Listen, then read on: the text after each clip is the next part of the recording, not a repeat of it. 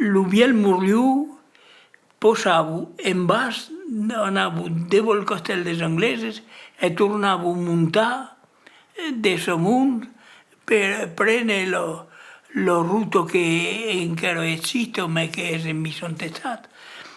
Io avevo lo mestre contaide che lo appellavo Romunet e il contavo, intonavo e contavo e l'altro contaide che se io do repregnou in cur tutto ciò che dicevo e allora il contavo e dicevo che lo buon Dio nos conserve lo vignoto, lo closet e lo contaides repregnou in cur.